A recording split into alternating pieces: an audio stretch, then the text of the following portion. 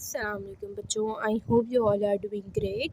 Today we are going to discuss mycoplasmas. ठीक है, mycoplasma बहुत इंपॉर्टेंट चैप्टर है छोटा सा लेकिन इम्पॉर्टेंट है, इसलिए इसको हम करेंगे। ठीक है, माइकोप्लाज्मा में आपने एक ही स्पीशी है छोटी सी, उसको आपने पढ़ना है माइकोप्लाज्मा निमोनिया। ठीक है, सबसे पहले आपने पढ़ना है व्हाट इज़ माइकोप्लाज्मा। माइकोप्लाज्मा होते क्या हैं, तो ये वॉल लेस ऑर्गेनिजम्स होते हैं।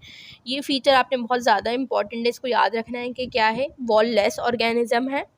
दूसरा ये कि ये आपके पास, अच्छा मैं इसमें इंपॉर्टेंट प्रॉपर्टीज़ में आता है, जब मैं तो फिर मैं आगे बताती हूँ आपको। ठीक है, माइकोप्लाज्मा निमोनिया की डिजीज़ देखें तो ये आपके पास एटिपिकल निमोनिया करवाता है। अब एटिपिकल और टिपिकल निमोनिया में क्या डिफरेंस है, देखो यहाँ पे लिखा हुआ है कि ये वाइवा में पूछा हुआ है कि differentiate between typical and atypical pneumonia. ठीक है, टिपिकल निमोनिया क्या होता है कि सडन ऑनसेट, मतलब अचानक से उसको जो है फीवर फील होगा, फीवर हो जाएगा। एटिपिकल में क्या, ग्रेजुअल ऑनसेट, हल्का हल्का बुखार रहेगा और मुसलसल रहता रहेगा। इसमें हाई ग्रेड फीवर होगा, इसमें लो ग्रेड फीवर होगा, इसमें प्रोडक्टिव कफ होगी। प्रोडक्टिव कफ का मतलब क्या है कि कफ विद स्प्यूटम, मतलब बलगम के साथ उसको खांसी होगी। और यहाँ पे क्या होगा, ड्राई कफ होगी जिसको हम कहते हैं, कफ का नाम लिया मुझे भी हो गई, कफ का हम ड्राई कफ का मतलब है खुश्क खांसी। ठीक है, तो ए टिपिकल और टिपिकल निमोनिया का डिफरेंस आपने याद रख लिया कि 3 डिफरेंस हैं, gradual onset, sudden onset, low grade, high grade fever, dry cough and productive cough. अब आपने यहाँ पे स्पीशी का नाम रखना है कि ए टिपिकल निमोनिया माइकोप्लाज्मा करवाता है और टिपिकल निमोनिया स्ट्रेप्टोकोकस निमोनिया करवाता है। ए टिपिकल निमोनिया और भी कुछ करवाता है, मैंने पहले पढ़ाया है। ठीक है, तो अब आपने ज़रा दिमाग लगाना है, आप लोगों का टेस्ट है, और मुझे कमेंट सेक्शन में लाजमी कमेंट करके बताना है कि which organisms causes atypical pneumonia rather than mycoplasma. ठीक है, आ जाते हैं अब माइकोप्लाज्मा निमोनिया के ऊपर। माइकोप्लाज्मा निमोनिया हमने पढ़ लिया कि एटिपिकल निमोनिया करवा रहा है। ठीक है बच्चों, तो अब इंपॉर्टेंट प्रॉपर्टीज़ में देखिए, सबसे पहले आपने ये देख लिया कि स्मॉलेस्ट फ्री लिविंग ऑर्गेनिज्म है। ठीक है, दूसरा ये कि absence of cell wall, cell wall नहीं है, हमने पहले ही पढ़ लिया, वॉल लेस ऑर्गेनिज्म है। स्टेन जो होता है ना, पोअरली ग्राम स्टेनिंग होती है। एंटीबायोटिक्स जो होती हैं जो कि सेल वॉल का इनहिबिट करती है, जैसे कि पेनिसिलिन है, सेफेलोस्पोरिस है, वो इनफेक्टिव होती है। मतलब कि ऐसा पेशेंट आपके पास आया हुआ है जिसको आपको एटिपिकल निमोनिया हुआ वो, और आप जो है ना उसको पेनिसिलिन और सेफेलोस्पोरिन दिए जा रहे हैं, कोई फ़ायदा नहीं होगा, कोई फ़र्क नहीं पड़ेगा उसको। क्यों? क्योंकि उसकी सेल वॉल में जाकर जब वो अटैक ही नहीं कर रही है, उसको जाके ब्रेक ही नहीं कर रही, तो वो फर्दर अपना मैकेनिज़्म कर ही नहीं रही है। ठीक है, इसकी ट्रीटमेंट्स फिर बताएंगे कि और आगे क्या पढ़ते हैं। इनकी जो सरफेस होती है ना, उस पर फ्लेक्सिबल सेल मेम्ब्रेन होती है। सेल वॉल तो एब्सेंट है, यहाँ पर डिफरेंस याद रखना। सेल वॉल तो डिफरेंस है लेकिन सॉरी एब्सेंट है, लेकिन फ्लेक्सिबल सेल मेम्ब्रेन है। इस फ्लेक्सिबल सेल मेम्ब्रेन की वजह से इनकी शेप वेरी करती रहती है, कभी फ्लेक्सिबल है ना, कभी यूँ होगी शेप, कभी यूँ होगी, कभी यूँ होगी, इस तरीके से आपके पास तो आपके पास ये लिखा हुआ कि वैरायटी ऑफ शेप्स आपको मिलेंगी।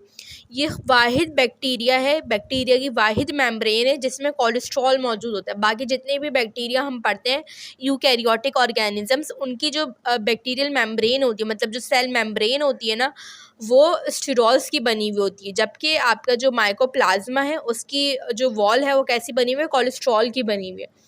तो जितनी भी कुछ इम्पॉर्टेंट प्रॉपर्टीज़ या इम्पॉर्टेंट चीज़ें होती हैं ना जो मतलब दूसरों से डिफरेंशिएट कर रही होती, तो उनको आपने बहुत अच्छे से याद रखना है। तो माइकोप्लाज्मा में आपने याद रखना है, ये लैब के अंदर जो है ना आर्टिफिशियल मीडिया के अंदर ग्रो तो कर जाते हैं, मगर इसकी क्या होती है, कॉम्प्लेक्स न्यूट्रिशनल रिक्वायरमेंट्स होती हैं। मतलब आप जो आर्टिफिशियल मीडिया प्रोवाइड करो उसमें बहुत सारी चीज़ें आपको ऐड करनी पड़ेंगी, जब भी जाके आ जाते हैं आपके पास लिपिड्स। ठीक है, लिपिड्स होने चाहिए उसमें। ये ग्रो तो स्लोली करते हैं, मतलब एटलीस्ट उनको 1 वीक चाहिए होता है अपनी कॉलोनीज़ बनाने के लिए। फिर जब उनकी कॉलोनीज़ बनती है ना, तो वो किस तरीके की बनती हैं, तो वो फ्राइड एग शेप होती हैं। जैसे हम फ्राइड एग होते हैं ना, ऑमलेट, उस तरीके की शेप की होंगी। क्या कि जो उनका सेंटर होगा वो उभरा हुआ होगा, जैसे अंडे की जर्दी आपने देखी है वो थोड़ी उभरी हुई होती है, और जो उसके आउटर एजेस होते हैं वो कैसे होते हैं, थिन होते हैं। ठीक है, तो इस तरीके से फ्राइड एग शेप इसकी कॉलोनीज़ बनेंगी, और स्लो ग्रो कर रहा है, मतलब तकरीबन 1 हफ्ते बाद जाके इसकी कॉलोनीज़ आपके बनना स्टार्ट होंगी। इसकी पैथोजेनेसिस और एपिडेमियोलॉजी पर आ जाए तो पैथोजेनेसिस में क्या है, आपने पढ़ लिया कि निमोनिया कॉज कर रहा है सिलियरी मोड के अंदर। ठीक है, अच्छा, ये हाइड्रोजन पेरोक्साइड को प्रोड्यूस करता है, जो कि जो रिस्पायरेटरी ट्रैक्ट सेल्स होते हैं ना, ये उनको जाके डैमेज कर देता है। जैसे ही वो डैमेज होंगे ये अंदर चला जाएगा अपने। ठीक है, तो ये वहाँ जाके इस तरीके से काम करेगा। ये यंग एडल्ट में मोस्ट कॉमन निमोनिया कॉज करवाता है। क्लिनिकल फाइंडिंग्स पर आएँ, क्लिनिकल फाइंडिंग्स देखें तो माइकोप्लाज्मा निमोनिया जो होता है ना वो मोस्ट कॉमन टाइप कॉज करवाता है एटिपिकल निमोनिया की, ठीक है। प्राइमरी किसे कहते हैं हम, एटिपिकल निमोनिया कहते हैं इसको।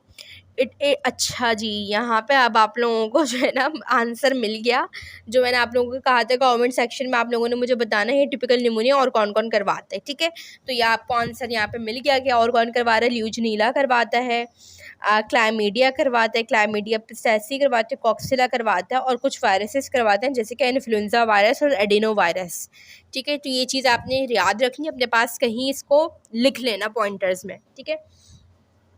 The term atypical means, atypical का मतलब क्या है, जो पॉजिटिव बैक्टीरिया में can not be isolated on routine media in the diagnostic laboratory और the disease does not cure easily, ठीक है। आपके पास क्या है, एटिपिकल का मतलब है, उन्होंने क्या बताया कि जो बैक्टीरिया कॉज करता है वो आइसोलेट नहीं हो सकता रूटीन मीडिया के ऊपर, उसको स्पेशल मीडिया चाहिए होता है। अभी हमने पढ़ा ना, उसको कॉम्प्लेक्स मीडिया चाहिए होता है जिसमें के अंदर लिपिड भी होना चाहिए। अच्छा, यहाँ पे बाकी ऑनसेट वाला चीज़ें बता दी, कैसा होगा इसका निमोनिया, ग्रेजुअल होगा, नॉन प्रोडक्टिव, मतलब बिगनिंग जो होगी ना उसकी वो नॉन प्रोडक्टिव कफ से होगी, मतलब वही ड्राई कफ होगी, कोई स्प्यूटम वगैरह नहीं होगा, लेकिन आहिस्ता आहिस्ता फिर उसके अंदर whitish non bloody sputum produce होना शुरू होगा, ठीक है। सॉर थ्रोट होगा, इरेक होगा, फीवर होगा, हेडेक होगा, मिलेस होगा, मैल्जियाज होगा, ये सारी चीज़ें आपको नजर आएंगी। चेस्ट एक्सरे हम यूजुअली करके देखेंगे। फिर लिखा हुआ माइकोप्लाज्मा निमोनिया ब्रोंकाइटिस भी कॉज करता है, bronchitis is inflammation of the bronchia, ठीक है, तो ये भी कॉज करेगा। लैब डायग्नोसिस के अंदर हमें आपको नज़र आ जाएगा, सबसे पहले हम स्प्यूटम सैंपल लेंगे, ठीक है। स्प्यूटम सैंपल से आपको नज़र आ जाएगा कि अगर उसमें कॉलोनीज़ बनी हुई हैं तो वो आपको पता चल जाएगा।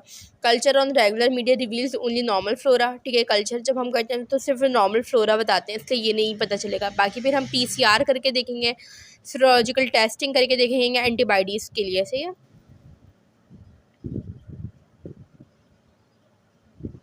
अच्छा जी, और आपके पास डायग्नोसिस में क्या क्या चीज़ें लिखी हुई हैं, एलिसा टेस्ट, ठीक है, ELISA PCR serological testing. Treatment पर आएँ तो हम यहाँ पे अभी हमने पढ़ा था ना, हम पेनिसिलिन जी नहीं देंगे, सिप्रोफ्लॉक्सिन नहीं देंगे, हम यहाँ पर क्या देंगे, हम मैक्रोलाइड्स देंगे। मैक्रोलाइड्स में जैसे एरिथ्रोमाइसिन, एजिथ्रोमाइसिन, टेट्रासाइक्लिन देंगे, जिसमें से जैसे डॉक्सीसाइक्लिन, और फ्लोरोक्विनोलॉन्स में से हम लेवोफ्लॉक्सिसिन देंगे, ठीक है। तो ये आपके पास ट्रीटमेंट हो गई। अदर माइकोप्लाज्मास वाला इतना इंपॉर्टेंट नहीं है, इसकी सेल्फ असेसमेंट के क्वेश्चन देख लेते हैं, ठीक है। क्या लिखा हुआ है कि mycoplasma pneumonia is an important cause of atypical pneumonia. Regarding this organism which of the following is most accurate, antibody in a patient serum will agglutinate the human red blood cell at 4 centigrade but not at 37 centigrade. देखो ये line पूरी ये लिखी हुई कि ये agglutinate करती है किस टेम्परेचर पर, 4 सेंटीग्रेड, सॉरी ये लिखा हुआ कि ये 4 सेंटीग्रेड पे एग्लूटिनेट तो करेगी लेकिन 37 पर नहीं करेगी। जो नॉर्मल फ्लोर सॉरी जो नॉर्मल बैक्टीरिया होते हैं वो 37 पे करते हैं, लेकिन ये किस पे करेगा, 4 सेंटीग्रेड पे करेगा। तो इसकी इंपॉर्टेंट प्रॉपर्टीज़ में ये वाला आ गया। अच्छा, इसकी ड्रग ऑफ चॉइस क्या है, तो इसकी ड्रग ऑफ चॉइस अभी हमने पढ़ ली, एजिथ्रोमाइसिन है। सेफ्ट्राइक्सोन नहीं देंगे, एम्पिसिलिन एमोक्सिसिलिन नहीं देंगे, जेंटामाइसिन वैनकोमाइसिन भी नहीं देंगे, तो क्या बचा हमारे पास, एजिथ्रोमाइसिन, ठीक है। समरीज आप पीछे से बुक से पढ़ सकते हो। तो it's all about this chapter, important है ये चैप्टर, छोटा सा है तो इसको कोशिश करिएगा अच्छे तरीके से पढ़ लें।